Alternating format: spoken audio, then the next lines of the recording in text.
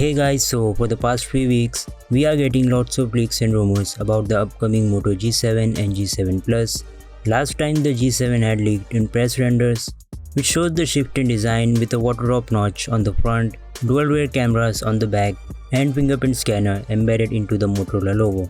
Now, a recent leak which has came in a form of Twitter post from the tipster and team suggests that along with the mid-rangers, the Moto G7 and G7 Plus, a premium smartphone, the Moto Z4, is also in the pipeline for the next year.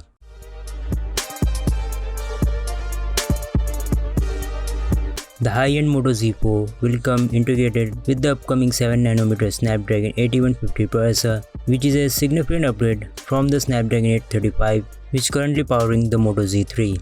According to the leak, the Moto Z4 will be pre-installed with 6GB of RAM, 64 and 128GB of internal storage.